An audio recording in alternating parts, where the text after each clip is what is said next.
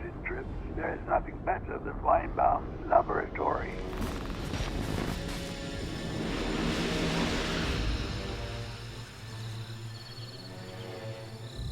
Newsflash. An explosion at a dairy college took place this afternoon. Is believed to be due to a gas leak. 4 people are reportedly dead.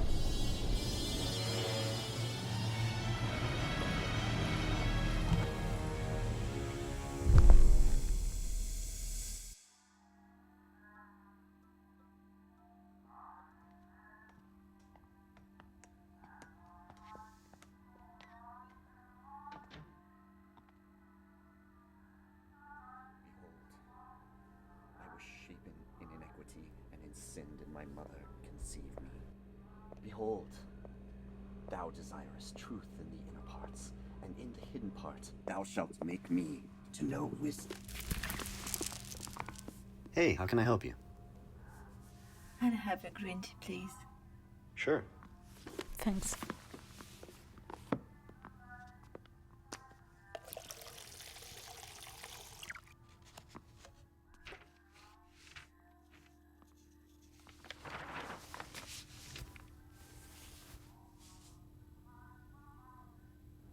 If you're going to Cousin Town, you should take the shortcut. It's just first exit up I-95. Once you see the Black House, hang a left, you'll be there in no time.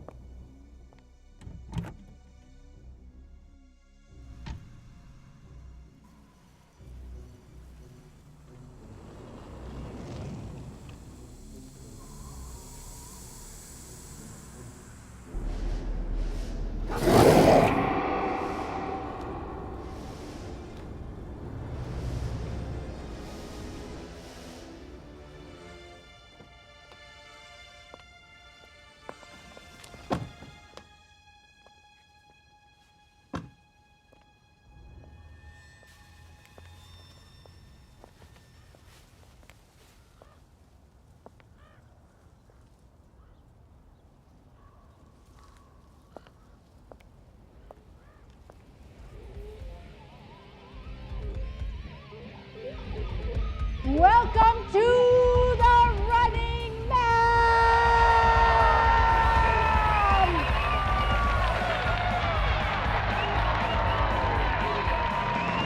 Tonight, he's in Harding. Tomorrow, in New York, Boise, Albuquerque, Columbus, skulking outside your home. Will you report him?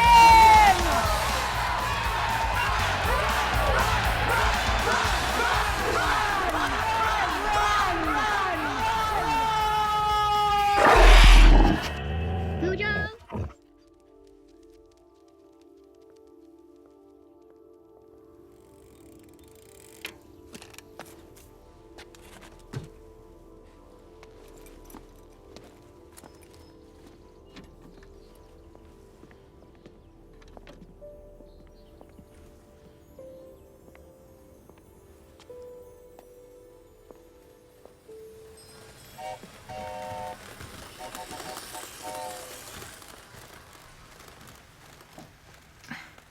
How many times do I have to tell you you're gonna fry your brain using that thing?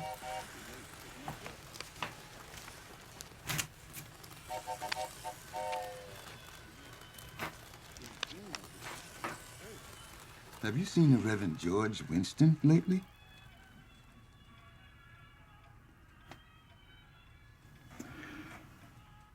Ever since his wife died, he hasn't been the same.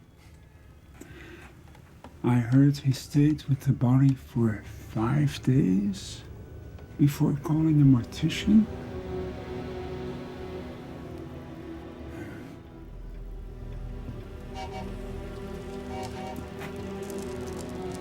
Frucci, I'll have a lucky devil. Did you hear Brenda won $2,700 last time she played? And, give me an American grain.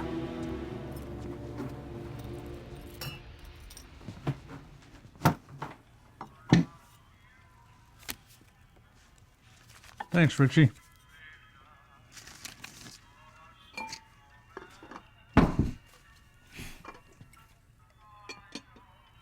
Say hi to Miss Sidley for me, will you? Will do, Billy Wilmington.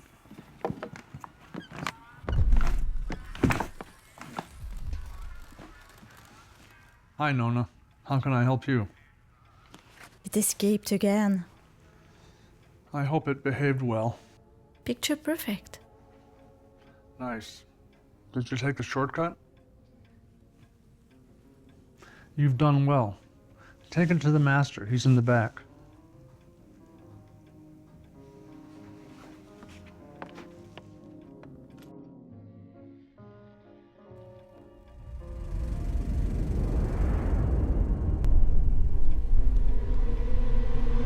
Everybody who hasn't read a Stephen King book has still seen a Stephen King movie.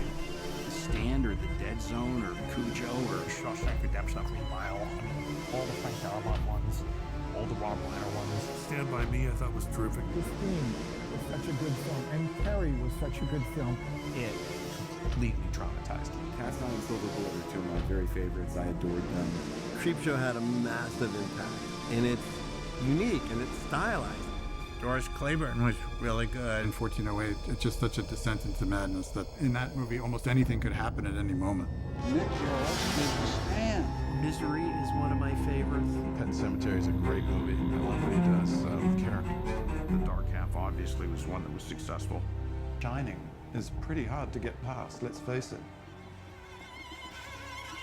A lot of people came to his work because of the movies. They probably started with the movies and then discovered the books. It all started with Carrie. It was the movie that really brought a lot of attention to Steve's work.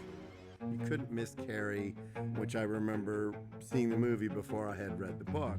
The book was not well known until De Palma's movie came out, and the movie blew me away. It was so great. I think that's the first time I became aware of who he was, back in 1976. I was just struck by the story. This character's journey and like what she's going through with her mom and the bullying at school, and then the powers that she gets and how it kind of works as a metaphor for her entrance into womanhood. It really does that perfectly. Watching the whole transition of Carrie, you know, just it's like Jekyll and Hyde. King seemed to really kind of bring that in there too, that ability people have to just have this metamorphosis into something that just wants to harm you. From the way Brian De Palma uses the split screen in the prom, to the car flipping over and they're trying to run her down the road, to the whole ending sequence with the mom in the house getting kind of crucified to the door and the knife thrown in her, to that final jump scare moment, you know, which shows that like jump scare isn't always a dirty word. Carrie wasn't really scary. You just seeing her burn everything down at the end. You're watching it and it's thrilling. I think it's more of a thriller than a horror picture. To me, as in much of Stephen King's work, Carrie is not just a horror film. It's come to be a horror film because of the way that it was first treated. But the way it's written, it sort of has a string going through Stephen King's work. When folks hear Stephen King, most of the time, especially those who aren't like super accustomed or knowledgeable of his work, they think, oh, the horror guy, which is not true. Stephen King writes human beings, and then he puts them in incredibly pressured, difficult, sometimes phantasmagorical situations. You know, you're dealing with characters who are just so interesting and so fascinating. Like, he really knows how to explore it through characters that you give a shit about. Much of Stephen King's work seems to be about how we treat each other. There was no real horror genre in movies until Psycho.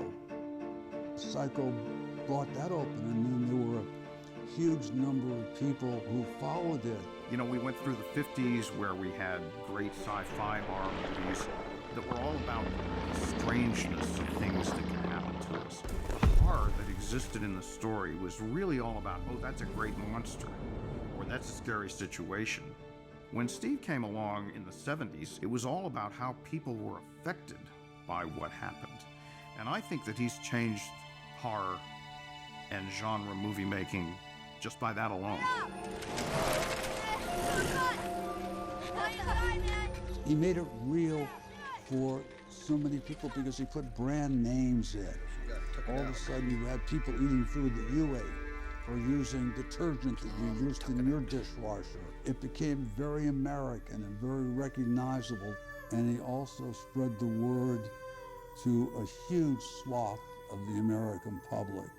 You could say to the middle class. And doing it in a way that is without pretense, that speaks to the common people, is for and about the common people. He loves common people. He loves folksy people. And he's got that dialogue down pat. He doesn't condescend to them. He doesn't condescend to middle Americans. And I think that's important. In many ways, he is a man of the people. Instead of setting everything in big cities, he chooses locations and environments that are identifiable for everybody. You could make Maine Pennsylvania. You could make Maine the countryside of France. You could make Maine a lot of different places, because we all have places like that. We all have small towns and communities, and it allows the people and the characters to emerge as opposed to being overwhelmed by, say, a New York City environment. Stephen King's identity is wrapped up in almost small town horror. It's much more relatable than, Castle in Transylvania. That's not what he does. That can be scary too, but that's not what he does. And I think the thing about these small American towns is so interesting because it's not what you expect. I think he is so deeply an American writer and writing about America and the darkness that lurks within the heart of America. He just has that gift to kind of tap into what we all can relate to and connect to, and it always feels sort of present time, even if it's a period thing. It always feels like America. Is very kind of Norman Rockwell Americana. It's an idealized America, but then it's ripped apart and sent to hell. No, please, no! It completely traumatized me. My parents had refused to let me watch the miniseries, and so I would watch it at a friend's house when I was way too young, really, to discover Stephen King. Hi, Ben! Want a balloon, Ben? It was all over the airwaves in Australia when it first came out, and that just terrified me. Me and my friends, we had a video camera, we'd recreate scenes from it. It was just an obsession. One of the first movies that I ever made with my friends in the backyard was an adaptation of It, actually, when I was in 7th grade. Horror movies in particular were always kind of what I was drawn to and terrified of as a viewer. When Tim Curry first appears down in the train, aren't you going to say as hello? 11-year-old boy, there was nothing more terrifying. Oh, come on, bucko. Don't you want a balloon? Tim Curry's performance as Pennywise is the ultimate terrifying performance because he plays it like a clown. He doesn't play it like a monster. He plays it like a birthday clown. And that is so terrifying to me. I do have, to this day, a fear of clowns, and Tim Curry in It is the reason for that. Basically, every time Pennywise appears in that movie, it is truly terrifying to a kid. I was so traumatized by trying to watch horror films, but so interested in horror that I decided to switch over to books. And the very first book I picked up when I was like 10 years old was It. And that was a huge mistake. I found myself in this really intense, conflicted situation where I didn't want to keep reading because I was so frightened and because I was having horrible nightmares. But I cared so much about the Losers Club. I cared so much about these beautifully rendered characters that I had to keep reading. It's basically piss and shit, so I'm just telling you. By the end of it, I realized that he had created an opportunity for me to learn how to be braver in very small increments, just to finish a chapter or eventually to finish the book. And that became a muscle that I would try to exercise as I got older. And what I think really horror is all about, it's exercise for courage in the same way that we'd go to the gym to try to get stronger physically. Horror movies and horror stories can help us practice being brave for a very short amount of time in a completely safe space. That journey started with it for me, but carried me very quickly through all of the available works by Stephen King, and he almost immediately became my hero. When I hear stories about other people talking about their first encounter with Stephen King, it was usually in childhood. Certain works of art that you experience as a child imprint on you in a way that I don't think they can when you're an adult. And I am of a very particular generation, that first generation of kids that were exposed to Stephen King. And it unquestionably left an indelible mark. Early 1980s, my dad had a giant library in our house. And on the very bottom shelf, he had a couple Stephen King books. He had the paperbacks of Carrie. He had the Salem's Lot paperback that had pictures from the Tobe Hooper miniseries in the middle, so you could see Barlow, like right before he was gonna get staked. And so I knew the logo for Stephen King's name on books before I could even read. Stephen King was a big part of my childhood, and I think a lot of people's childhoods in the 1980s and the 1990s. I think kids flocked to Stephen King because he wrote true, authentic teenage characters and kid characters. And if he got you when you were young, he had you for life. He rocks in the treetop all the day long, hopping and a bopping and a singing his song. All the little birds on Jaybird Street love to hear the robin go tweet, tweet, tweet, rockin' robin. One of the other ones that really had an impact on me was Stand By Me. When I first saw it, I didn't connect to Stephen King. I thought it was a wonderful drama about coming of age. And at the end of the film, when Stephen King's name came up, I remember being shocked that someone who I associated so much with horror was capable of creating something so beautiful. Stand By Me I grew up with. My best friend and I would leave our homes to go try to go on a journey to find a dead body and try to find train tracks, and we'd go down ditches all day and be like, we're gonna go find a body. And we wished we were in that movie. So that was really a touchstone movie that, to me, when I think about Stephen King, I don't ever think about horror. I always think about how I felt when I read it or the feelings it gave me and the characters. And when I think of my favorite Stephen King movies, I think of Stand By Me and The Shawshank Redemption.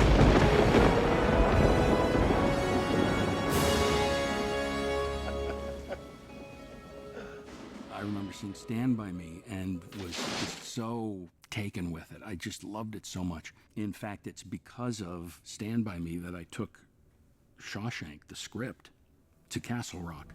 Because of Stand By Me, I felt that Castle Rock would really understand the movie I was trying to make.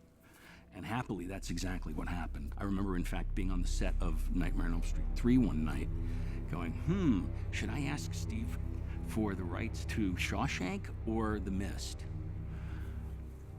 I finally went for Shawshank because it was so character-based, and Stephen King said yes.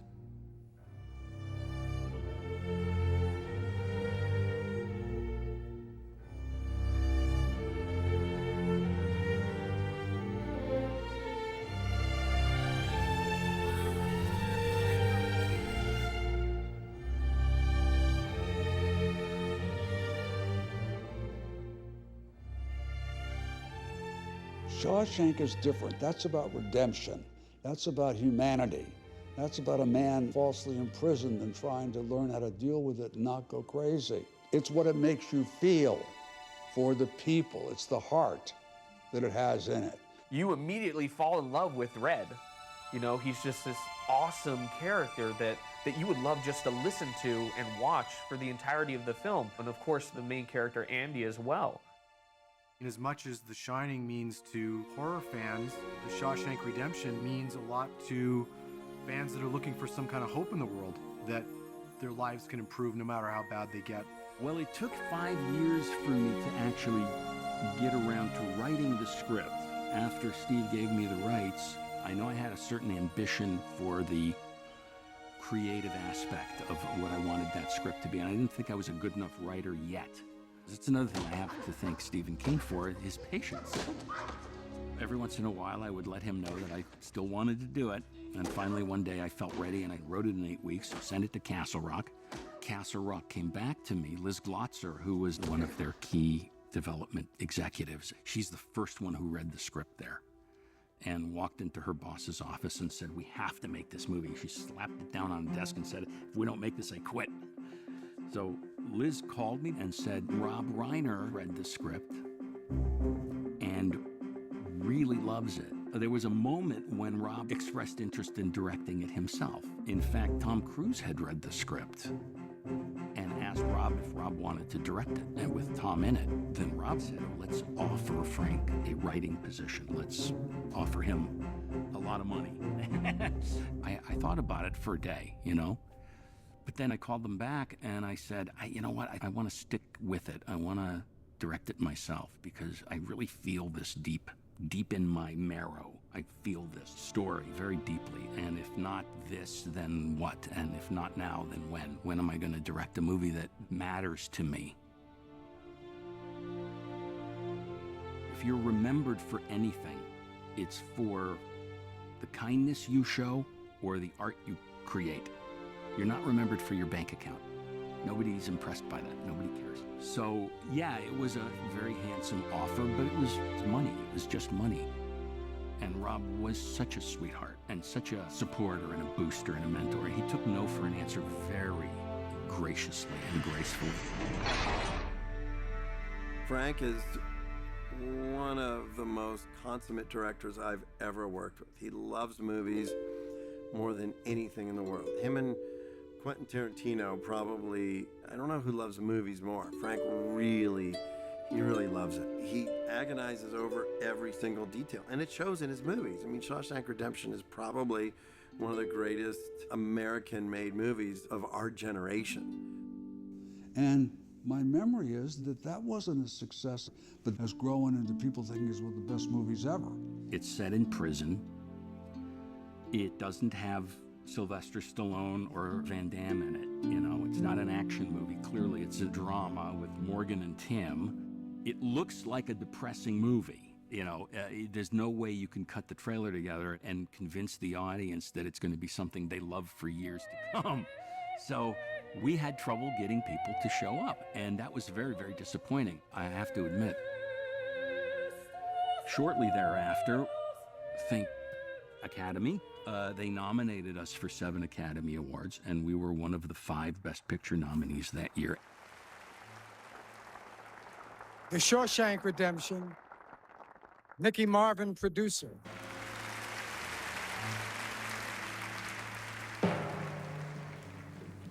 And the Oscar goes to...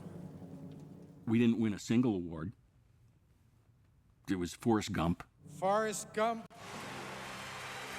Forrest Gump's year. They swept everything. It's a great movie, so I'm not surprised. It was that and Pulp Fiction and 4 Weddings and a Funeral and Quiz Show. And Shawshank. And everybody's, what is Shawshank? I remember even being at the awards, and when Shawshank was announced, people who were there would go, what? What movie? Did we miss this? So it so brought attention to the film in a way that we could not have purchased by marketing or advertising. That'll be one of those movies that people hold on to, it seems. And I'm so grateful for that. I think Stephen King likes those contained situations where people are stuck in one specific arena. It's almost like a theater play. From the situations comes a lot of challenging moments between characters because they're forced to challenge themselves and challenge others. That's the theme, obviously, in The Mist and The Shining and 1408. And the psychology in these contained areas is interesting, and a lot of things are happening. A lot of things are coming out because we got stuck. That's a situation that King likes to put his character in, and as we can now, what we have learned collectively from month of lockdown is a challenging situation.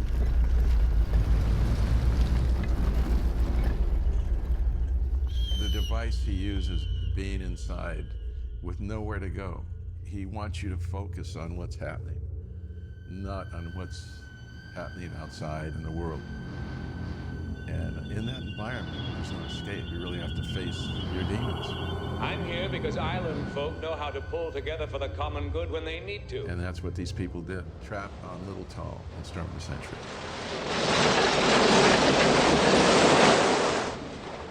Now, in the case of Rose Red, I think it's the same thing. They were trapped within this controlled environment where the house was controlling the characters.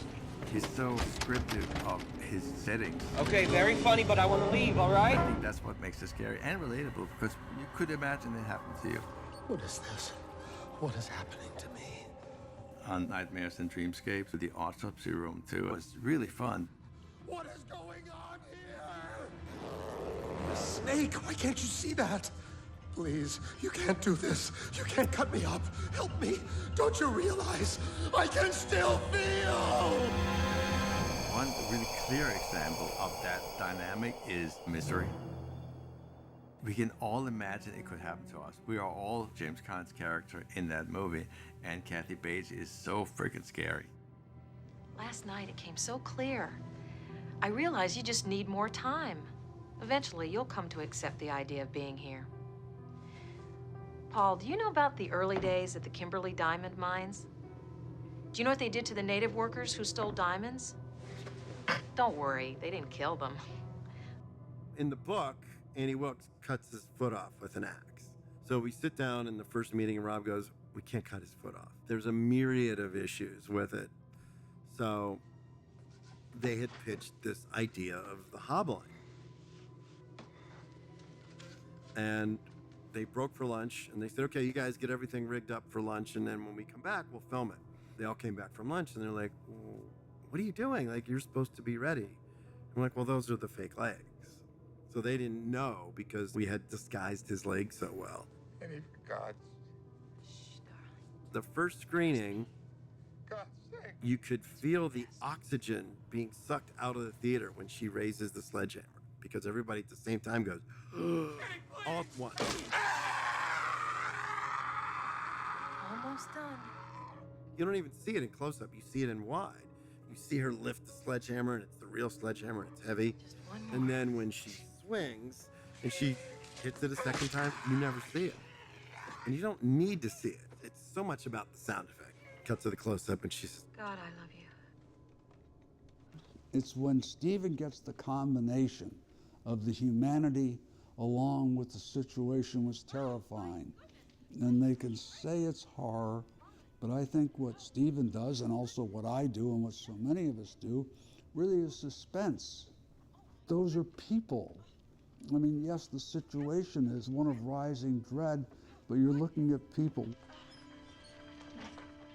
The secret is in the casting, and I think that's the same for any role. John Ford used to say it's 70% of the job. You make the right choice and you're more than halfway there.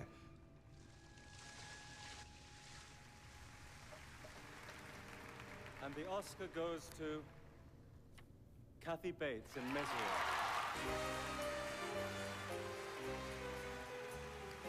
Kathy Bates is a brilliant actress. She'd won the Academy Award for Misery. I'd like to thank William Goldman for bringing the wonderful, crazy Annie Wilkes to the screen, and Stephen King for thinking of her in the first place. And Misery was a real Stephen King crazy thing, and Kathy Bates was great in the role. Dolores, a very different role. Strong, tough, but nuanced. I guess you want to know somebody's life. You look at their hands. The challenge to me, and the thing that was probably most interesting to me, is that Dolores Claiborne is a woman's movie. The three main characters are women. The women rule this movie. Why go through 20 years of hell? Why, Mother? I have a friend, Larry Kasdan, who's a great director. His son went to Columbia. During the first semester back at Christmas, I happened to run into them. And Larry's son said, you know, I took this film class, and the teacher was a woman and was trying to communicate the fact that there are no women's stories out there, and that, you know, you need to have filmmakers who understand women. And she was going to show Dolores Claiborne to say Taylor is oftentimes used for men or women, right? And that Taylor Hackford, this woman who had directed Dolores Claiborne, really understands the women in this, the four women that are here. It's a brilliant women's story. And this Larry Kasdan's son said up and said, well, I just want to say I know Taylor Hack, he's a man. No, he's not. No man could make this story. Can I have a better compliment than that? It was great. But it all started with Stephen King. He had the inspiration. Stephen King created the characters. You better sit back down, Joe, if you don't want this in your head. Dolores is heroic. How does a mother deal with incest? A lot of them know it and just go along with it. Dolores was not about to ignore it. Dolores understood the horror of what her husband was putting this child through. It had to be repaid, and she did. Which I thought was Stephen King, all Stephen King. The only thing you're gonna get is a long stretch in Shawshank Prison for child molesting. Goddamn bitch! I think that Stephen King probably had a Dolores in his life. The way she was described, the way all the women were described, was so real. My mother had a very difficult life, and she still provided for me by working her ass off. When I wrote him, I just said, listen, I see my mother in this character. Stephen King can write women. He really can. Stephen King has a knack for writing terrific female characters, and I think he would credit a lot of that to his wife, Tabitha, and to her influence on him throughout his life. And a lot of his books, especially his most personal, with some of the most fascinating heroines, are dedicated to Tabitha and her sisters and other women in his life who are very powerful figures. He was raised by a powerful and strong single woman. His relationship with his mother shapes his writing quite a bit, and he goes into very moving detail about that on writing in a lot of his interviews. I think he's a man who grew up in the presence and under the influence of remarkable women, and who married a remarkable woman, who in a lot of ways is responsible for the biggest points of inflection kind of in his career and in his personal life. If you listen to him talk about Tabitha and you realize that she pulled the manuscript of Carrie out of the trash can when he threw it in there in complete despair. When you imagine her being the first set of eyes on one of his stories and giving him that first critical feedback. When you imagine some of the stories he tells about their marriage, not only kind of in his fictionalized versions of it, but on writing, when he talks about how she came to him and made him confront his addiction. It's very easy to see where he gets a lot of that fortitude and kind of nettle that his heroines have. I think he has that at home. He came from a broken home, as I did. His parents split up early, and he was raised by a single mother, very blue-collar, real hard-scrabble life. And his work is often about the fractured family. Your family is the place where you're supposed to feel safe. The outside world is the other. Your family is you. And if that starts to crumble, if that starts to present danger and horrifying circumstances to you, you're not safe anywhere. If you can't be safe within the family unit, how can you possibly expect to survive? And I think that theme running through a lot of Stephen King's work is actually what adds to the terror that we feel as we either witness or read these stories. Whether it's the family in Cujo and what they're going through before the dog actually shows up, or what's happening in The Shining between Jack and Wendy.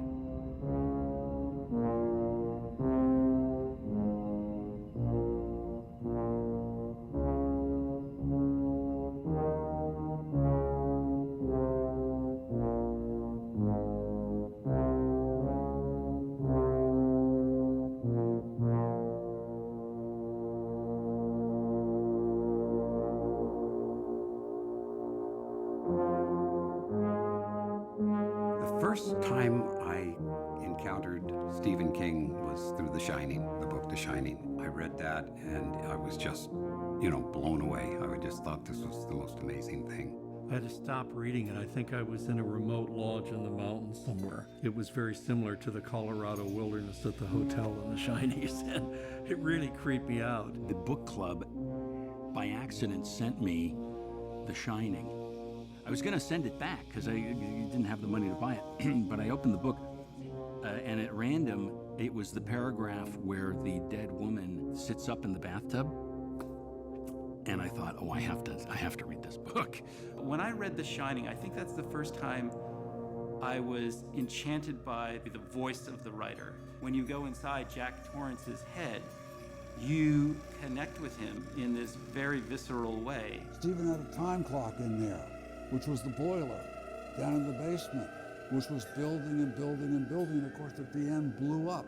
The boiler that eventually blows up, that is a metaphor for what's going on in Jack Torrance's head. I was hired to direct Nolan's Cadillac. The writer and I, we were going to have a call with Mr. King, and I was just vibrating. I was so excited. And I said, what do you think I should say first? I think I'm going to tell him how much I love The Shining. And he said, I wouldn't do that because he thinks it's a total piece of shit.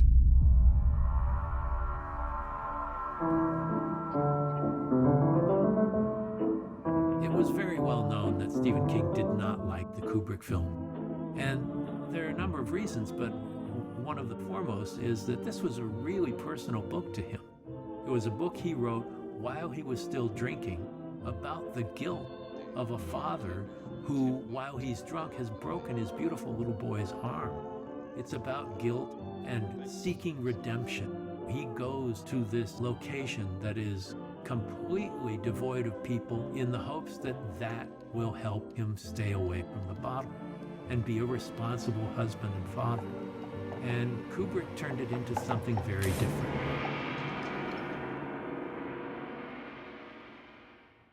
I was at the Chinese Theater in Hollywood, first day, first show to see The Shining, and pretty much everybody in that huge theater had read the book. So we're all going, all right, Kubrick's doing it, this is going to be great.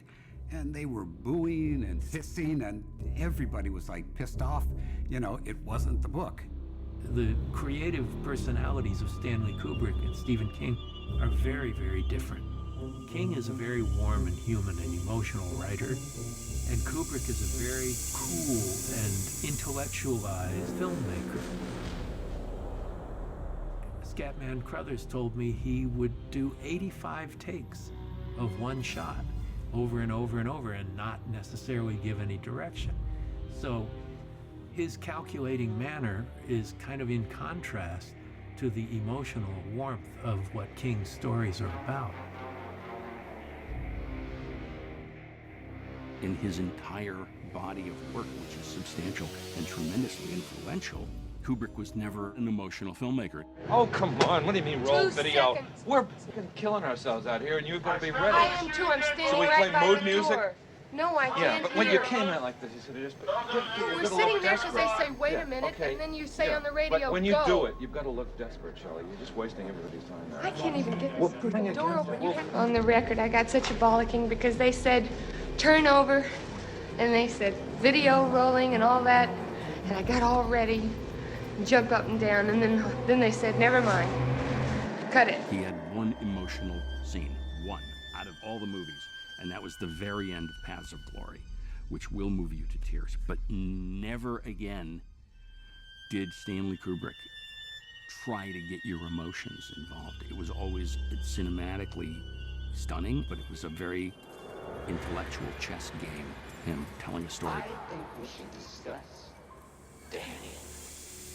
It's a really good Stanley Kubrick movie, but it's a terrible Stephen King movie. The problem is Stanley Kubrick didn't believe in the supernatural in any way, shape, or form, and the movie was dictated on that belief. So it works on his own logic perfectly. It's just not Stephen King's logic. Kubrick would call him up in the middle of the night and ask things like, do you believe in God?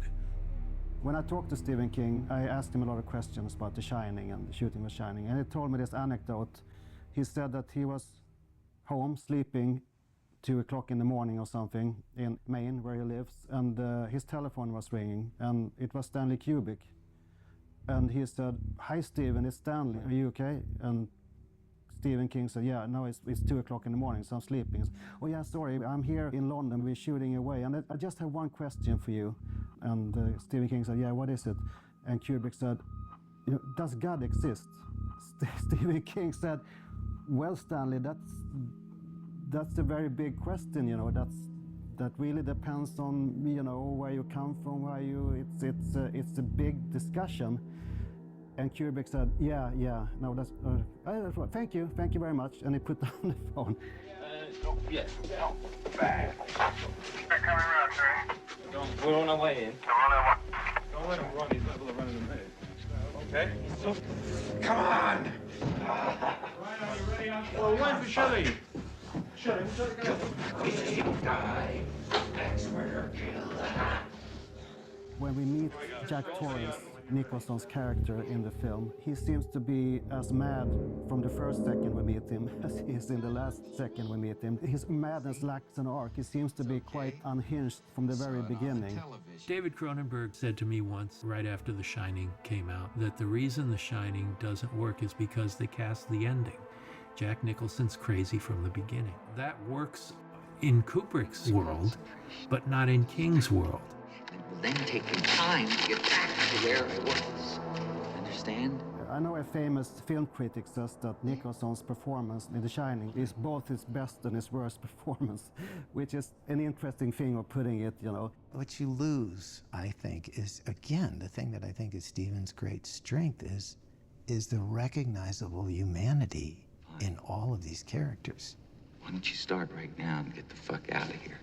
And who could imagine those two actually ever being married? You lose the horror, to me, of someone very familiar to you becoming so other. That's, to me, that goes to my heart right now. I imagine, you know, if my wife and I had, if suddenly they seemed so different, how painful and difficult that would be. That wasn't in the movie at all.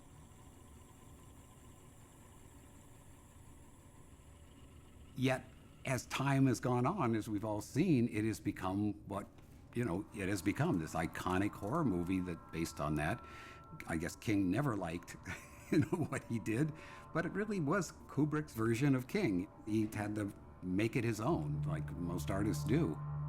It's always tough to make those adaptation so everybody loves it.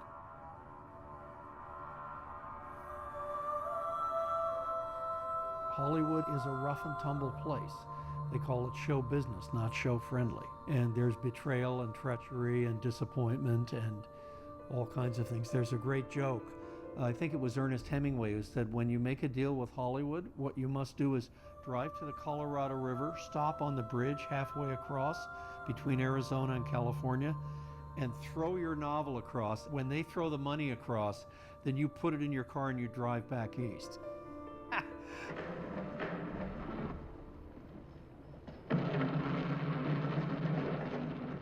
You know, the movie went on to become iconic. It's a huge success and everybody knows Here's Johnny. But Stephen King wanted the chance to do something closer to his book. And he himself wrote the screenplay and he asked me if I would do it.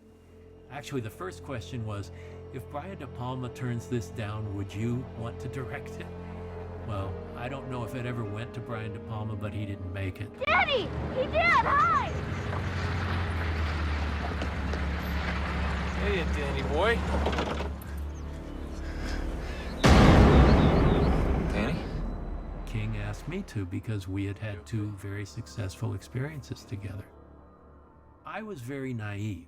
I thought, yeah, I want to do the Stephen King version. I was disappointed in the Kubrick version because I had loved the book so much before I saw it. So I thought, sure, why not? Well, once people started hearing that there was going to be a Shining for television, oh my God, for television, how can that be any good? And being directed by the guy who directed Critters 2, how could that be any good? You know, Stanley Kubrick versus Mick Garris. All the guest rooms. Mr. Allman. But the script was wonderful, and I thought, we're going to make something on our own, something special, which we did. You know, it was an opportunity to just tell the story of the book, which was very, very personal to King.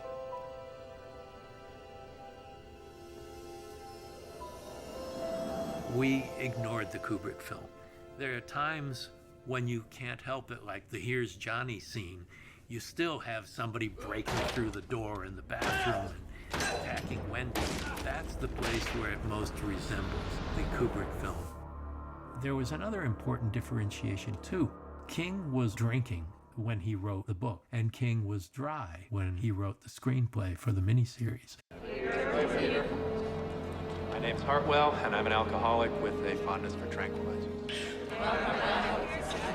Hi, my name's Jack. So he was able to give it a new perspective from outside of being someone who was abusing substances. You won't be sorry. I was talking to Steve on the phone one day. I had called him just to say, how are you? How's it going?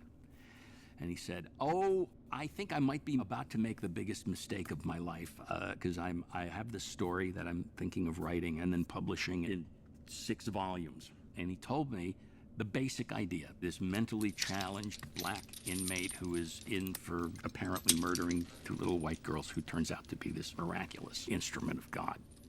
Your name is John Coffey. Yes, sir, boss. It's his relationship with the guards. He didn't think I'd be interested because it was another prison thing. And I said, you know, you're probably right, but that sounds intriguing enough to me. So the next thing I know is I get the very first volume of the 6 sent to me by his agent. I read it, and I did something I've never done before or since, which is I have to make this movie. I don't even know what the rest of it is. I don't even know how it ends, but this is Stephen King at his best. I just could tell.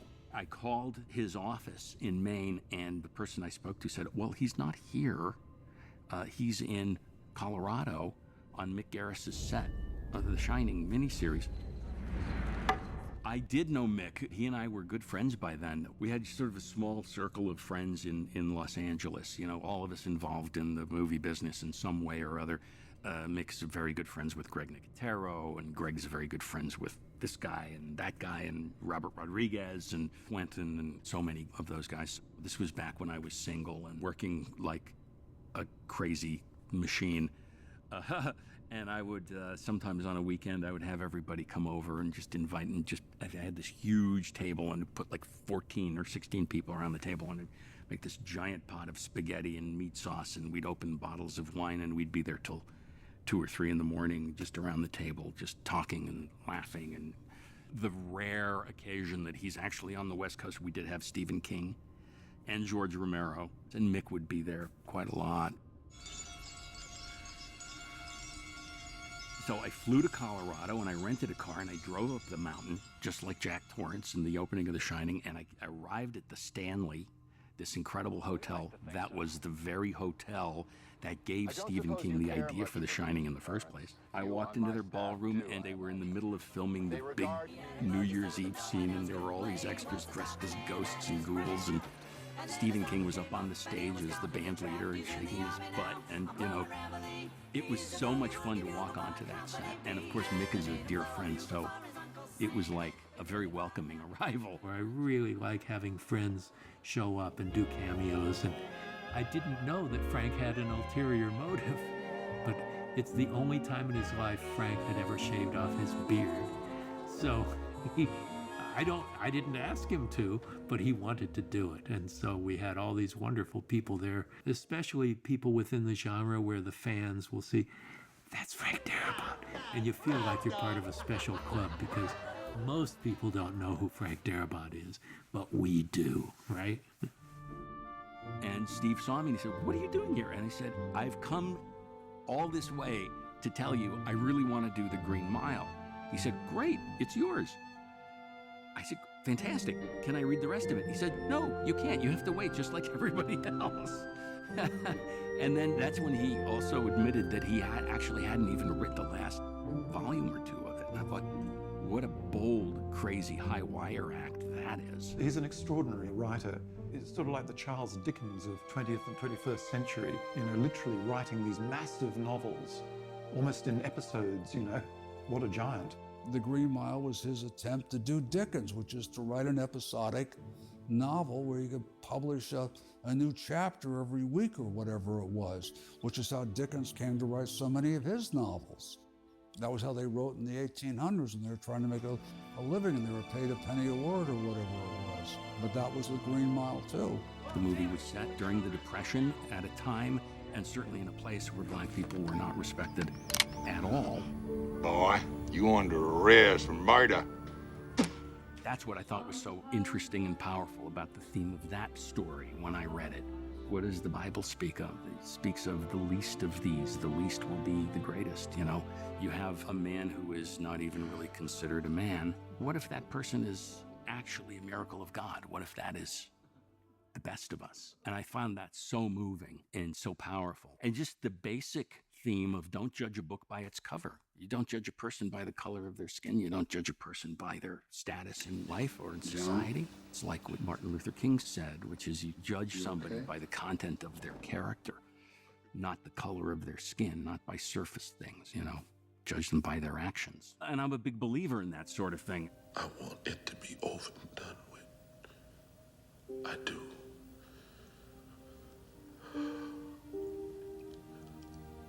I'm tired, boss. Tired of being on the road, lonely as a sparrow in the rain. I'm tired of never having me a buddy to be with, to tell me where we's going to, coming from, or why. Mostly I'm tired of people being ugly to each other. My favorite memory of The Green Mile is one of my favorite memories from directing, period. There's the scene in The Green Mile where Paul, Tom Hanks, comes into the cell with John Coffey, and they've now realized that he is A, innocent of the crime, and B, that he is this miracle of God. It's the scene that I know got Michael the nomination, right? Shooting that scene, this is an example of what a generous actor Tom Hanks is, and the wisdom of a truly generous actor. Because since Michael was the least experienced actor on the set when we began, I would usually start shooting a scene with him first, because he would generally get there within a few takes. The same with every actor. They usually have their sweet spot, whether it takes 1 to 3 or it takes 5 to 6 or whatever. As a director, you got to just make a note of that and make sure you don't wear them out by the time they're on camera. And Tom was always very gracious about that. Movie stars aren't always. They usually want to start on them. But he was very cool about me starting on Michael. I remember we started the same way, all on Michael. And Tom was off camera, but he wasn't just giving him the lines. He was acting his heart out for Michael. I was starting to get nervous thinking, I hope Tom still has some gas left in the tank by the time I turn around and get the cameras on him, because he's winning an Academy Award here off camera. But he knew to get the performance that Michael needed to give, he had to give Michael everything as his scene partner.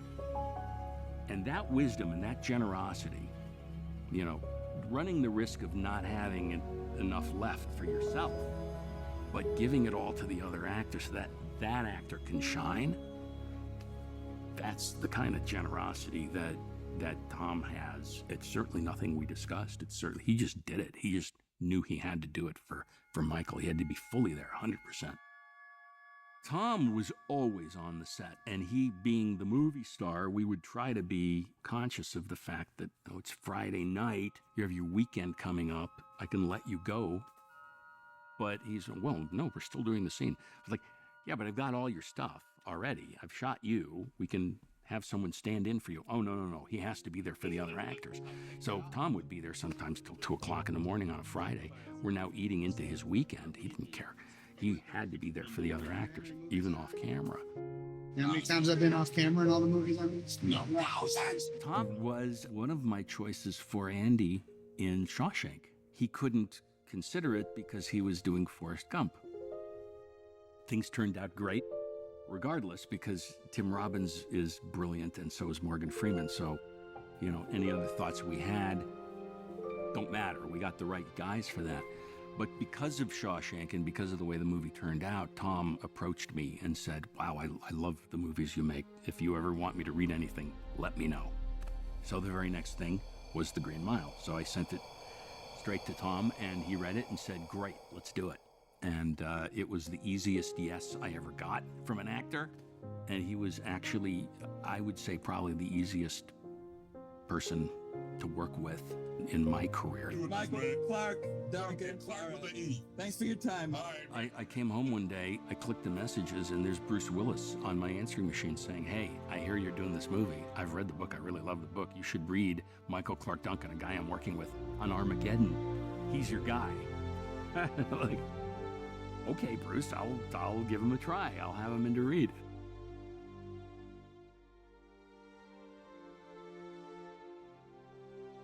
His first audition for me, you thought, no way. No way. And then he became the only way. Bruce was right, as it turns out, and I've never heard from Bruce Willis since. This is the only time. It's one of those weird, surreal moments you have sometimes in our business where you go, "There's Bruce Willis on my answering machine." That's kind of great. That's kind of cool. It's pretty funny, but no, he was right. Michael was the guy. We had the little girl bodies that we had made. The dummies were sculpted to make John Coffey look larger. He was a very tall actor to begin with, but we sort of scaled them down a little bit. And for some reason or another, the first time they filmed it, the dummies weren't positioned in the way that they were sculpted. We were editing the movie, and Frank had said, there's just one thing that I want to take a second stab at. And we rebuilt the dummies of the two little girls, and we reshot it on the backlot at Warner Studios, and it made a world of difference. People don't realize what it takes to make a movie. In every single element, you have to make a decision. Do you like that belt? What about the color of that shirt? How does the sun look? Do we want this in the background? And you have to have an answer for every one of those questions. And you get hit as the director from the second you step on set to the second you go home. I'm in heaven, and my heart beats so that I can hardly speak, and I seem to find the happiness I seek when we're out together dancing cheek to cheek. There was something about the musicals that Hollywood was making during the Depression when the circumstances of real life were so dire, but the musicals were this glossy, sort of unattainable, like heaven vision. And that particular number has always struck me in such a delightful way because it's Fred Astaire and Ginger Rogers. They're the most iconic musical performers and dancers of that era. And they are singing about heaven. It just felt like the right anchor for the movie. In Steve's story, it was Killer's Kiss, with Richard Widmark playing some crazy killer that made our main character, Paul, think of the events of long ago, because that character reminded him of Percy. It didn't feel like quite the right thing to me. I wanted the contrast, I think, between the reality of that time versus the dream reality that Hollywood was telling us. And I wanted it to remind him of John Coffey and not of Percy when he was watching that clip and being transported by something he'd never seen before. And they're singing about being in heaven. I thought, okay, that seems really right to me. I couldn't quite picture the scene with John Coffey watching Richard Widmark pushing some lady down the stairs in a wheelchair and giggling because he's murdered her. And I didn't see that having a great effect on John Coffey. That's one of those things that when you're translating from one language to another language, from written storytelling to cinema storytelling, that evolve along the way, that change along the way. It's like, what do I want the audience to feel when they're watching this scene?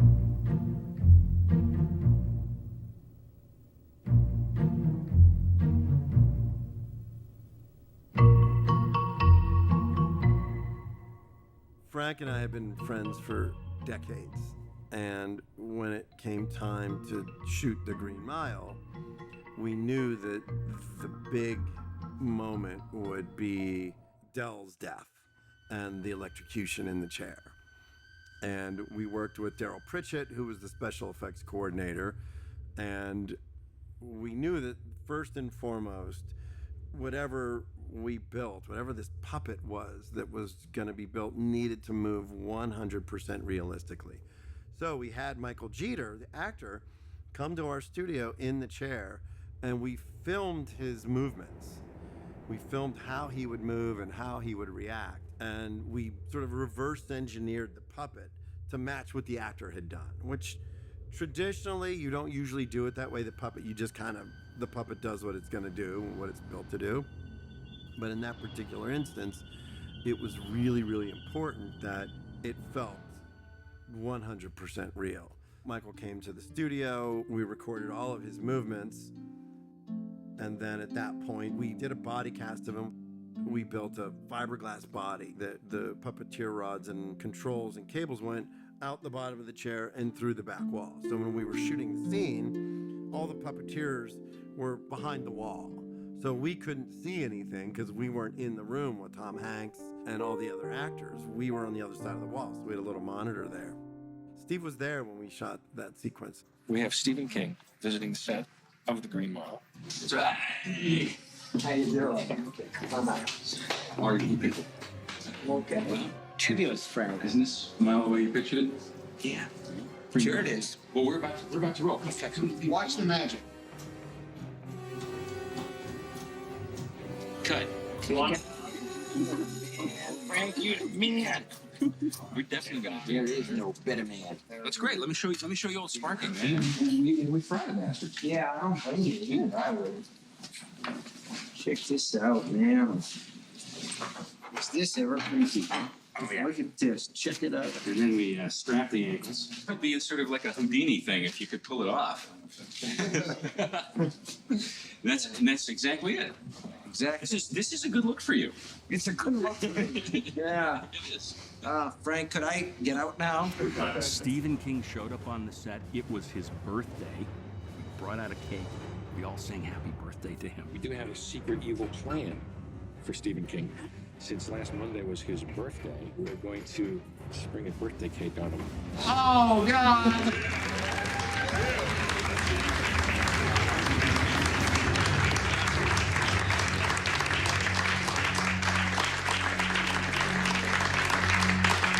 You like me. You really, really like me.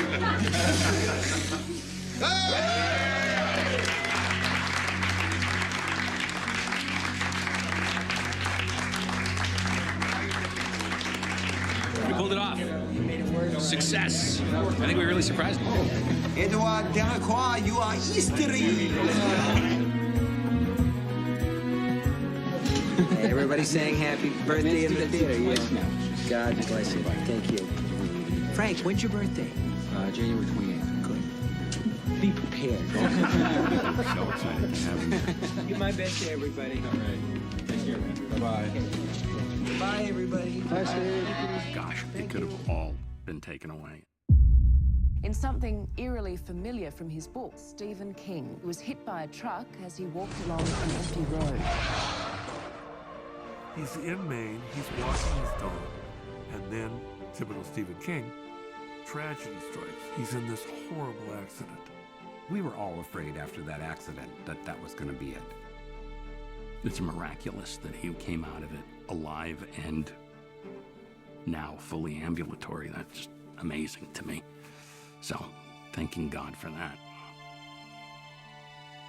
That whole accident is actually very much connected to the Green Mile. When we had our big premiere screening in Westwood, it was the first time Stephen King had made an appearance in public since his accident. In a lot of pain still, but he was very invested emotionally in the movie, and he really wanted to be there. He really wanted to see it. So that was his first time out, after that. Appliance that holds the pins, that hold the bones together. Own Home Shopping Network now. Operators are standing by. Use Tootie. Humor and drugs, the two things together. And bitching. A lot of bitching. Yeah, big time. King is a believer. Steve had often talked about life goes on after the story ends. I am not a religious person by any stretch of the imagination, but religion and belief are not the same thing. Religion is often used to control, not to give comfort.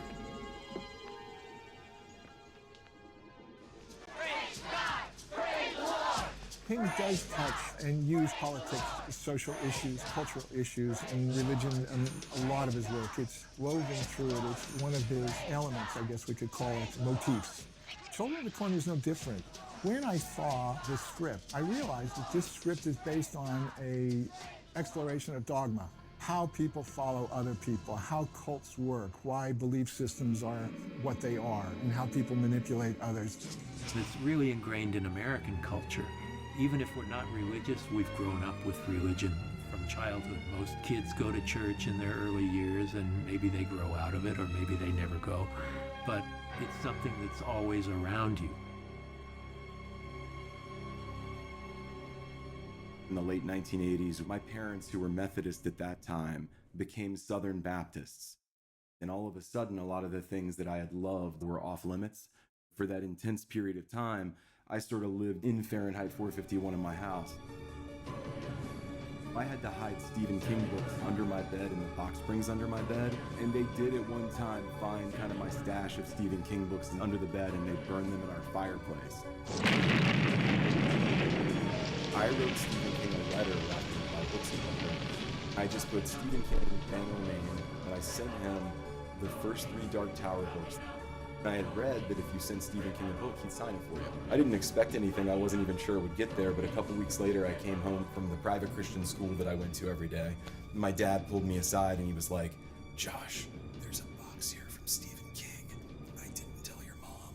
King had written me, you know, this beautiful message kind of in the front cover of each of the books, and it was a continuing letter. So you'd start reading one and then the next one would pick up. I couldn't imagine that my mom was burning The Stand in our fireplace because it's the most Christian book he's ever written. You know, I was raised by people who believed the Antichrist was coming at some point, that the rapture was going to happen. Stephen King gave me a counter myth that allowed me to look at some of this stuff in a different way. I'm seeing a lot of Army traffic on State 17 westbound in the direction of Arnett. You heard anything about that? Just you let the Army mind their business and you mind yours, Unit 16. Bye. Politics is something that King doesn't shy away from, and neither do I. The whole military-industrial complex. The military thinks they're right and they can do whatever the hell they want to do. Well, that's not why they're there. They're there for protecting us, not controlling us.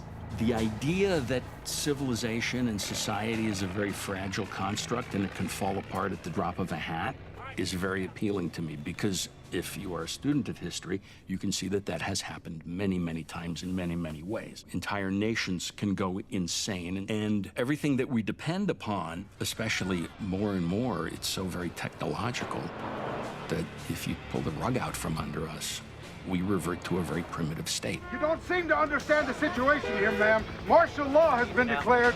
We don't have to put up with you and your pinko friends anymore. Mike, are you getting all this? Get him! Get him! Get the driver! You know, The Stand shines a light on what America is as a nation. You know, when all the societal norms break down, who are they? Yeats was right. Things fall apart. And here we are at this moment, seeing societal norms break down, and it's not pretty. It's terrifying. Bring out your dead! The monster's coming!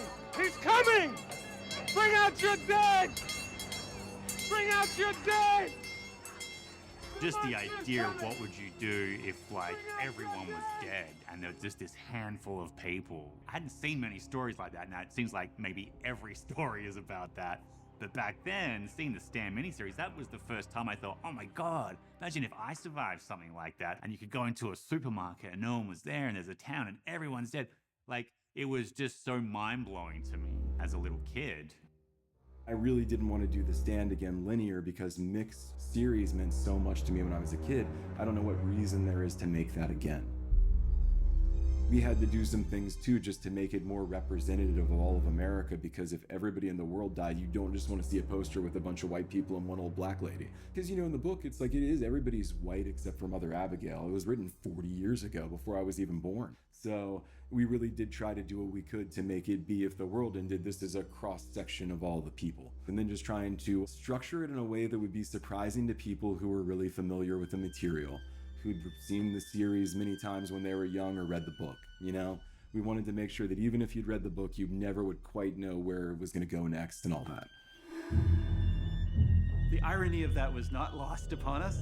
While we were shooting, we were, at the very last day, shut down by the COVID pandemic. And of course, The Stand begins with a global pandemic that kills 90% of the population of the world. So it was truly unnerving while we were shooting, seeing how the disease was spreading. It was strange, it was surreal, and it's still surreal now, you know? But I mean, yes, we absolutely were making a show about what was happening in the world, and that was weird. That man has had a crystal ball for a very long time on his desk. He's just like, show me the future. That's the legend of Stephen King, is able to see things in the future that the average person can't. And then also the fact that Randall Flagg, the villain, and has uncomfortable echoes of Donald Trump. First we drown the rats, and then we burn the witch. In the way that he appeals to the worst of the American character and is a kind of populist leader in a world in crisis. I really felt when we were making that miniseries, we were holding up a mirror to the world. And when you consider that Stephen King wrote that book sometime in the late 70s, you know, you kind of have to think he's a bit of a prophet. I think it's that aspect of his work that I like the most, is this deep, sort of resonant understanding of what the moment are that we're living in.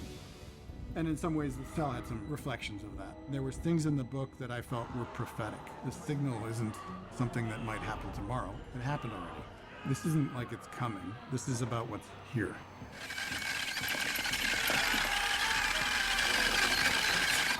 Even in the last image of the film, there's the initials of Donald Trump. Donald Trump was not on the landscape at that time. He's a, prophet of the apocalypse. So you saw all this shit coming? That and Rick Stilson in The Dead Zone are just chilling.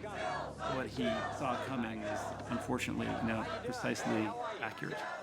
And here we are. Bastard! You're not the voice of the people. I am the voice of the people. The people speak through me, not you. It came to me while I slept, Sonny. My destiny. In the middle of the night, it came to me. I must get up now, right now, and fulfill my destiny. The Dead Zone, remains my favorite of all of King's movies because Christopher Walken's character, the love story, all that wove through that thing was just incredible to me. It really, really captured it. When HBO started on television here, they had 5 movies and they would play them over and over again. So I watched The Dead Zone probably 100 times. And I just think it's one of the great love stories, one of the great performances by Christopher Walken. Just a terrific film. They like to use this as a shortcut to school. And I came to really feel like Stephen King, in a way like Bob Dylan, is a sort of dreamer of America. Like he contains the entirety of it and sort of dreams in the language of the chaos of America.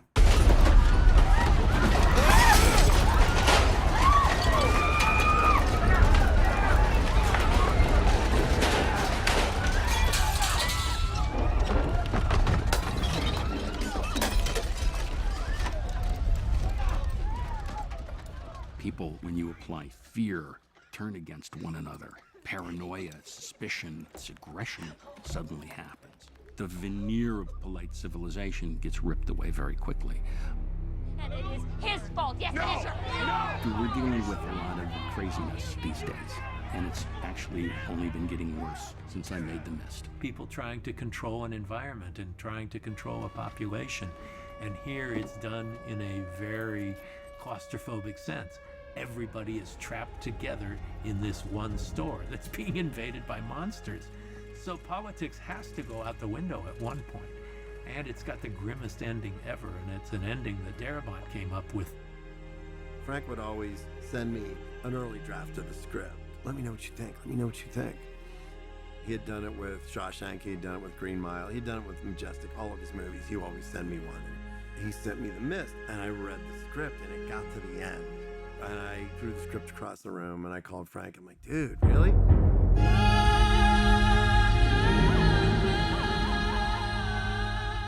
Stephen's a genius when it comes to putting you in the skin of those characters. And then when I got to the end of the story, I went, what, there's no ending?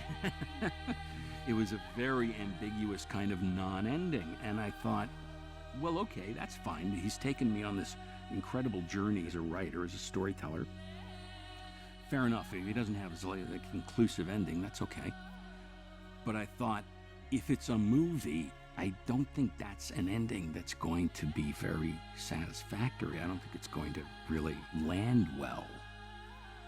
Movies, I think, need an ending. when I wrote the script, I sent it to Stephen King, and my note was, Steve, I gave it an ending, and it's definitely a left turn, and I'm leaving this up to you. The irony is, when we went to the premiere in New York, Steve basically said, I wish I would have thought of that ending for the book. Because if I would have thought of that, that's how I would have ended the story. It's a unique situation where the writer looks at the body of work of what that movie was and where Frank took it and was like, dang, I wish I would have thought of that. That's pretty great. And I feel like The Mist lives in the same world as John Carpenter's The Thing, where the movie came out right after E.T. and people had a very unique reaction to The Thing. And then the movie has come to be very well respected. I think The Mist is the same way. Upon multiple viewings and as that movie ages, it's like wine. I think people really respect it and understand it and get a much better sense of it. Just like being home in LA. Yeah! And to the world! When I read The Mist, Steve's story, I thought, oh, this is really cool. This is very weird pressure cooker happening. You take all that and put it into the microcosm of a supermarket, as Steve King did, and you can hold that mirror up to the audience and say, boy, look at this. This is kind of ugly, you know? And I love when stories can do that. I love when a piece of cinema holds that mirror up, whether it's something truly glorious like Schindler's List, which I think is just about the greatest movie ever made, or Night of the Living Dead on the opposite end of the budget spectrum. You know, that also had a very sociological component to it. I don't think they even intended it, but it showed up in the movie, and that's one of the reasons the movie is so powerful and so beloved. I mean, well, we could talk about movies that I love for days, but, Night of the Living Dead, that was in the 60s, in the 1960s, when we were having the civil rights struggle, which we seem to be reliving now, which is really crazy. You would think that we would have grown up more by now, but apparently we don't learn from the past. I believe 1968 was when that movie came out. The civil rights struggle was going on, and the lead of the movie was a black man who was not shy about standing up for himself. It is tough for the kid. That old man is so stupid. Now, you get the hell down in the cellar. You can be the boss down there. I'm boss up here. To see a black guy slap a white guy around on screen back then was sociologically earth-shattering. It was amazing. It was like Sidney Poitier in the heat of the night, you know. If you really understand what was going on in the United States at the time that Night of the Living Dead came out, you'll realize what a bold movie that really was. George Romero came from a documentary style background. They made Night of the Living Dead for literally no money. At the time, a lot of the directors really had this unique sort of renegade spirit. Between George and Tobe Hooper and Wes Craven, a lot of the filmmakers at the time, horror was very, very taboo. George always would claim that he never really was trying to make a statement, but he always did. He was able to shine the spotlight on specific elements of what was relevant during the day without ever even realizing, I think, that he had done it. You know, he cast Dwayne Jones, an African-American man, and George would always say, oh, he just was the best actor, which is probably the case, but whether or not George meant it, I always felt that maybe in the back of his mind that there was something there, because then from all of his other subsequent movies from that point on, there was a strong African-American lead and a female. George liked pushing the boundaries, and I think that's where he had a kindred spirit with Steve King. He and Stephen met. Steve, being a fan of George's, wanted to meet George. I think it may have been during Dawn of the Dead that Steve and George struck up a friendship, and that carried through into Night Riders, and Night Riders Stephen King has a cameo. Acrobats, that's all. Like the wrestlers on TV. I got the blood And I lag. believe that it was during Night Riders that they started talking about EC Comics and like wanting to do a movie together, and it ended up being Creepshow.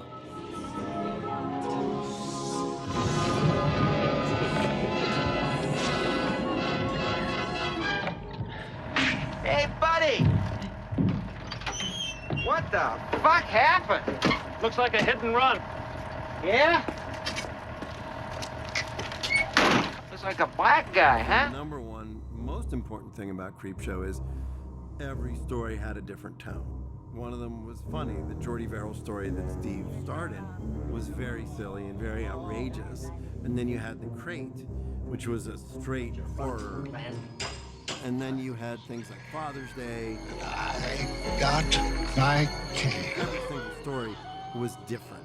So that was one of the main things that I took away from Creepshow when I was younger, and what I wanted to instill in the current iteration of Creepshow, which is you're going on a different journey every single time. And it might be fun, it might be scary, it might be suspenseful, it might be tense, it might be ridiculous, but no matter what, every experience that you go on in the show, you're getting a different vibe from it.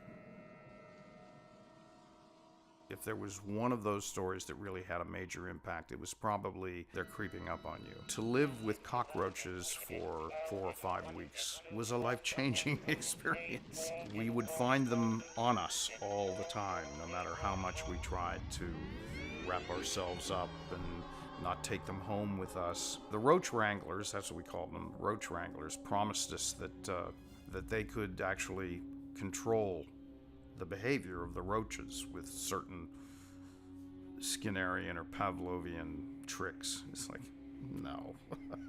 A roach does not take direction, right? So we had the big dump. We had to dump all the roaches and they would scatter everywhere. And if you've seen the movie, you know that it's when E.G. Marshall finally gets his.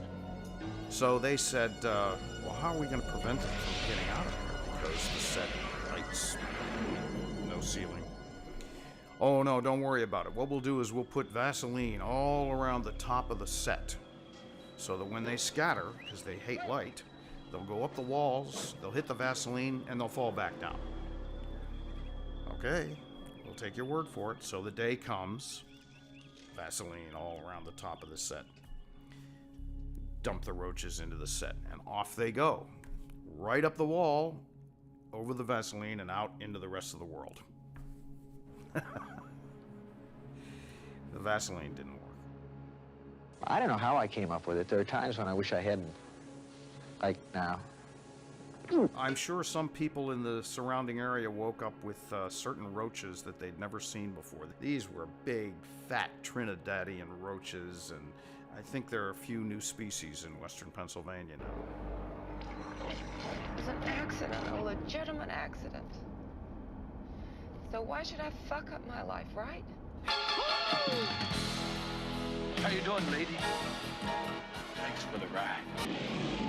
One of the things that both Steve and George had is the ability to mix the humor with the horror. Now, of course, Creepshow's the perfect example of that. That was kind of the beginning of their working relationship, and it was a very unique one because King trusted George. He trusted him implicitly, and that was something that back in the day was very hard to come by. So George was set to direct Pet Sematary at one point, and then of course George did The Dark Half, and he's collaborated with Stephen King probably as many times as Rob Reiner or Frank Darabont. They had really very successful collaborations. But George always was sort of ahead of his time, very much like Steve's writing was. I think everybody loves to be scared. I think it's a way of working things out. I mean, after all, horror is as ancient as human beings. In all storytelling, in all cultures, there is horror story. Fairy tales were a way for people to teach their children about the real world. But I think a good horror movie allows us to put some order to the chaos.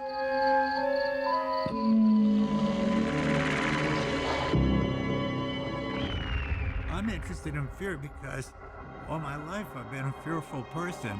Cujo. I've wasted so much of my life being afraid of imaginary things, afraid I'm not going to get that job, afraid I'll lose the job I have, afraid that I'm not going to meet the girl I love or she's going to leave me once I do find her. All those fears, none of them has ever come true in my life, but I had them anyway. So I felt, well, that's a really interesting topic. And that's what this story in Cujo gives me an opportunity to tell. The dog becomes the metaphor for the insanity that fear people.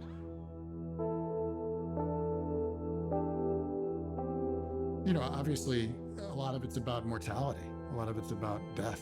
A lot of it's about questions of existence and meaning. So under cover of almost silliness, you can tangle with some pretty deep existential questions, I think, is one of the reasons I think horror is super interesting.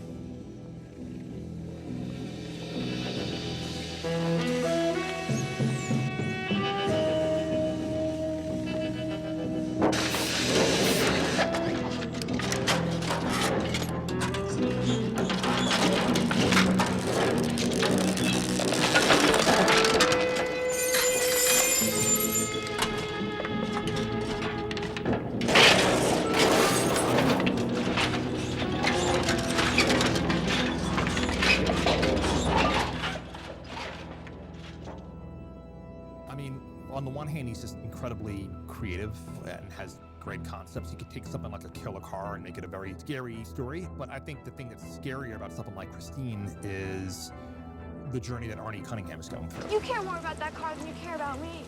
Where really the car, everything is just a metaphor for the change he's going through, being bullied in high school and kind of being an outcast and then trying to find his voice. And I would say that's the thing, at least for me, that makes his work so memorable, that these stories don't leave my brain, is because the people in them and the journeys they go through is always, for me, more visceral and stronger. For me, that is always more powerful than even like supernatural aspects of it. Decided to wake up and see what home looks like, huh? In our opinion, Pet Sematary is one of the scariest things he's ever done. Ellie, be careful! Ellie! He himself wrote the book and then was so disturbed by what he did, he put it in a drawer for like a year. He knew he tapped into something because he had kids at that time. You got it. Gage is flying it. You got it? Can I fly it now? In a minute, honey. Yeah, and I have a son now. And so to me, the thought of anything happening to him is the scariest thing I could possibly imagine. Don't let him go on the road, Lord! Get him, Lewis! Get the baby! Get the baby!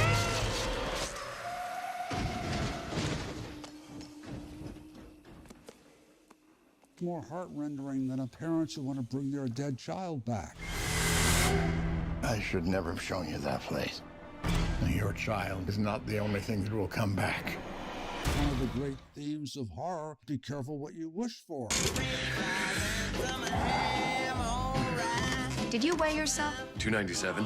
Billy, you were 297 last week. It takes some time for these diets to work. For Billy Halleck, life is sweet. I thought Thinner was a terrific character study. I thought it was elevated from being pure horror. I thought there was something very human and very universal about a fat man who wanted desperately to lose weight and finally had his wish answered. It's a universal theme. If everybody isn't trying to lose weight, they know somebody who is. Nobody was ever too thin or too rich. I cast Stephen in it, and he was very good, actually. And he was sitting on set waiting to be called, and he was reading the Bangor newspaper. And I looked over his shoulder to see what he was reading, and Stephen King was reading the obituaries, and which I thought was, very telling.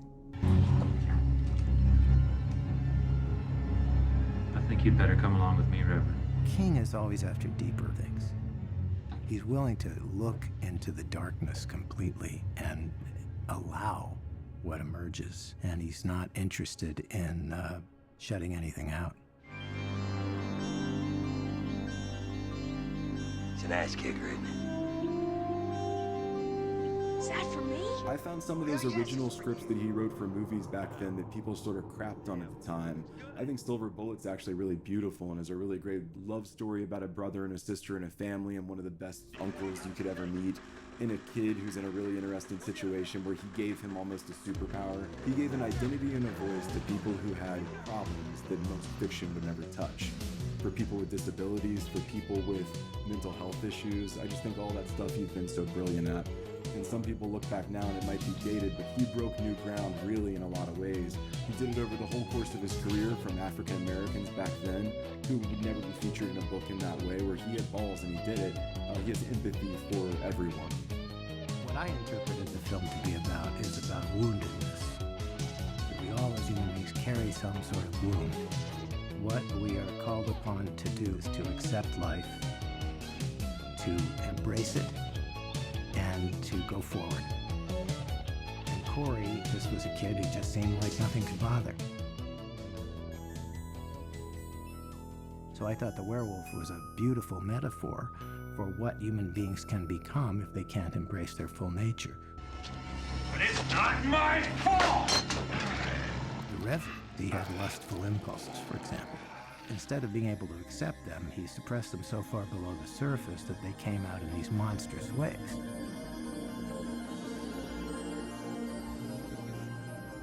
Every single time Stephen King created characters that I could relate to. He taps into his subconscious and gets at truths that are not necessarily apparent to everybody else about where we are as a country and a culture.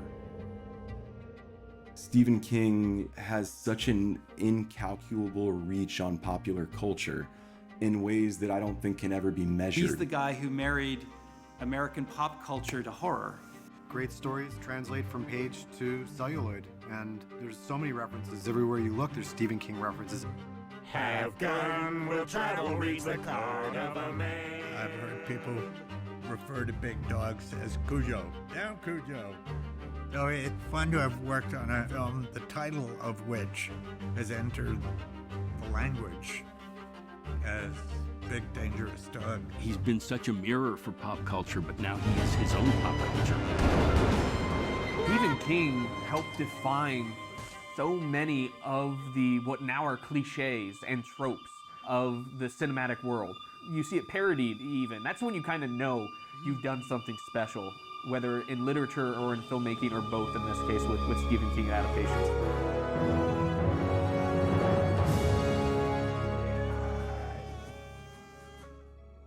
Oh, come on! Films like Shawshank Redemption, that classic narration by Morgan Freeman, it is used as a trope now, as a cliche. It did feel like a prison, and that meant only one thing made sense conceptually. We had to break out. And someone with the gravitas of Morgan Freeman had to narrate it. The same thing can be said for The Shining. Like, that film in itself is now, like, almost in its entirety is a trope. I had a couple of people that actually worked on The Shining, working on 1408, and both films being about writers in hotel room and so on, which was, you know, to me kind of cool and inspiring, being at the same studio where the great Kubrick shot his great movie. In the end of the film, the hotel room is on fire. The fire guys is coming to break down the door and to get Enslin out of the room. And the prop guy came up to me just before we shot the scene and said, you know, I worked in The Shining as well, and this is actually the axe that we used in The Shining, the famous axe that Jack Nicholson have when he breaks down the door. And I was thinking, you know, maybe you want to use it for this scene. And I was like, fantastic, absolutely. So I gave the axe to the fire guy who breaks down the door and helps out Enslin from the hotel room. Nobody knows that, obviously. Now you know it, but it's a secret. But that's Nicholson's axe. And to me, that was a cool detail. You can see The Shining in just about every successful horror film made in the last 25 years. And sometimes in the tiniest little ways. But I think we filmmakers want to kind of express our love for that material, and so it feeds itself, and then that becomes this kind of self-perpetuating cycle of references, homage, and celebration. Well, hi there. When I read Dr. Sleep, as a fan of Kubrick and as a fan of King, I was fascinated by the tug of war that was happening internally. I'm reading this great story, but all of the visual language in my brain is Kubrick's. It just is. Danny! Danny boy! Oh, no, Doc. You can put things from the Overlook away in boxes, but not memories. Never those. They're the real ghosts. I had a fateful meeting with John Berg at Warner Brothers, and he was a Stephen King fan. And I just finished Gerald's Game, and no one had seen it yet. And he asked how it went. He was like, "That's a crazy one, you know, hard one to crack." And I said, "Yep, it was really difficult, but I think we might have done it." And he said, "We have one that's really hard to crack. Have you ever read Dr. Sleep?" And I was like, "Yes." And he said, "Out of curiosity, what would you recommend?"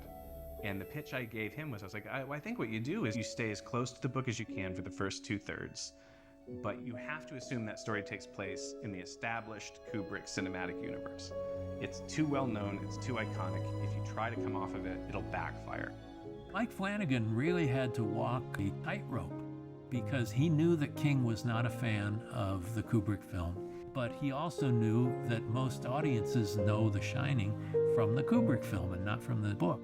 What if you could take Stephen King's Shining and Stanley Kubrick's Shining, and what if you could just kind of parent trap them back together?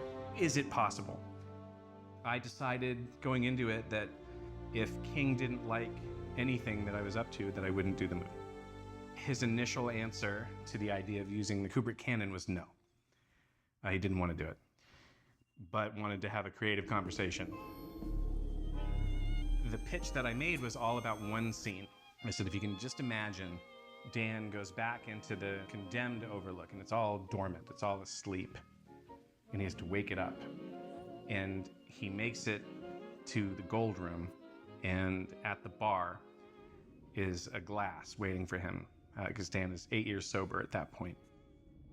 And there's a man in the familiar Kubrick red tuxedo pouring the whiskey for Dan.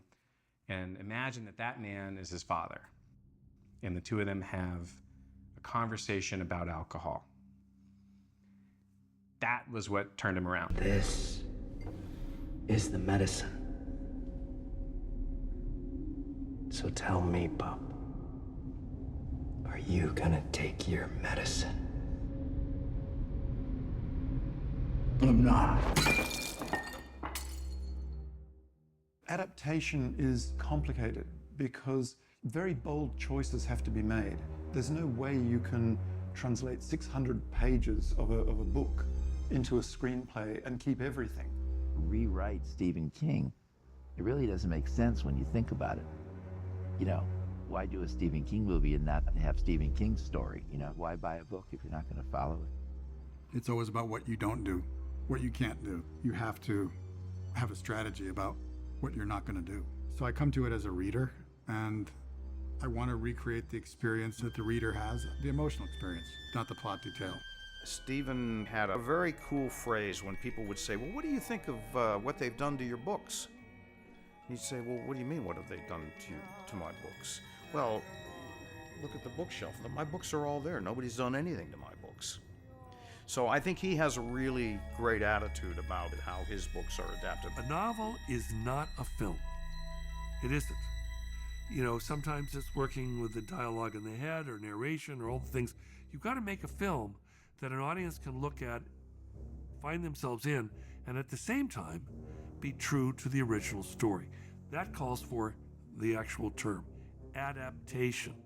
And I think that you have to be bold in the sense of staying true to material, but also being bold about adapting it so that it fits on the screen, not on the page. Movies are what you see and what you hear, but as Hitchcock said, they're called moving pictures, not talking pictures. Movies are still a visual medium. Writing a screenplay is a very interesting process. It's half mechanics and half poetry. When you're adapting, a great author, you know, if the story is excellent, what you're trying to do is capture the essence of it. Even if you're changing certain facts and, you know, moving the plugs around and, you know, sawing the wood a little bit differently, it still feels like they experienced the same emotions and the same story by the end of it. Everybody has their own way to approach material, but it doesn't matter whether it's Stephen King or not, but the thing about Stephen King, it usually works really well for the screen. The reason any filmmaker wants to adapt Stephen King is the material is so good. He's all about character, all about story. And where he keeps coming up with these, I have no idea. The man is so prolific. I can't believe how much he's written, how much he's produced, and how good it is. I don't know where that comes from. Nobody does, otherwise they'd bottle it and sell it. He believes that like these stories already exist. They're already out there. And like he says it all the time because people think he's joking. He's not joking. This is what he believes, that the stories are just out there and he's just like an archaeologist just digging around until he finds something, and then he just starts excavating it, extracting it, and pulling from it, and revealing it.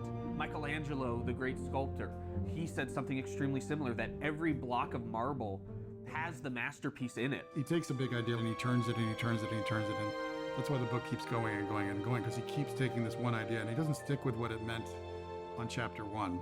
Stephen also has a great look, which helps to look like who you are. You know, I think that he looks like who he is, and a lot. So the second you see him, he could only be him. It's a very admirable quality, I think, to look like who you are.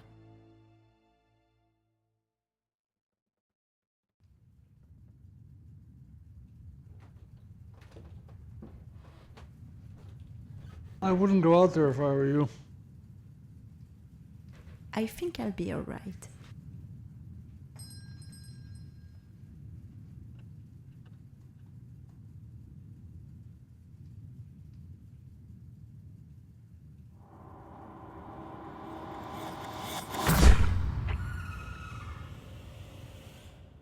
Told you.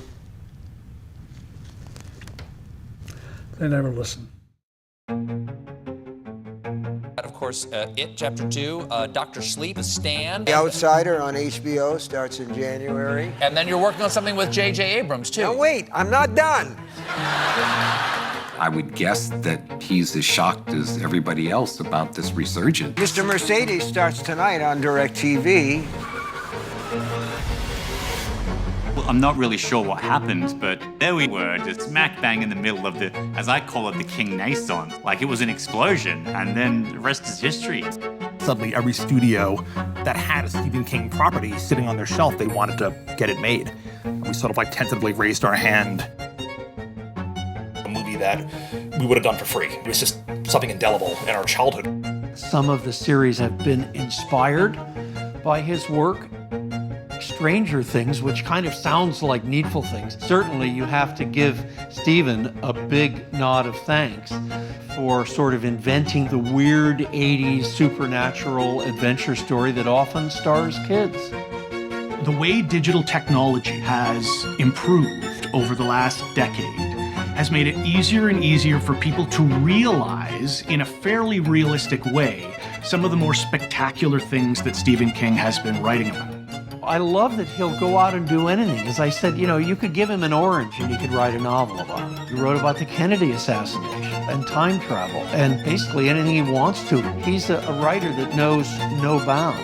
Cable and streaming have really helped that along. TV matured to the point where TV can be novelistic. Sitting down in front of the television and being able to watch 10 or 12 hours of a great story. It's wonderful. It didn't exist not that long ago. I think the other reason that he's timeless is because he's also completely contemporary. He's not a novelist that takes 10 years to write a book. He's writing, he's writing, he's writing, he's writing. And speed, I think, gives him this, he's alive in the moment. Different generation of directors and different approaches, but still the essence of Stephen King's work is in there. He shows us a mirror of where we are as people, and even though the symptoms of how we behave change as the ages change and the years go by, he keeps his basic humanity in his stories. His stuff doesn't really age. Like he was writing about the darkness that lurks in the heart of America, and that darkness, sadly, has not dissipated. His stories are about the human condition, so it doesn't matter whether you're my age. Those themes resonate, and every generation can find those themes. And within that, we find deep truths that we didn't see before, that are things we need to know about what's happening right now. I think that's his genius. Stephen King is just one of the rare careers I don't think anyone's going to ever come along again that has this kind of body of work and still continue. I think he's like a clown car. This is your 61st book. Do you have a target number of books you're going for? Is there a certain point at which like you will stop? Is retirement in any way an option for you? God will tell me when to retire. He'll say, get out of the game, hang up your jock, you're done.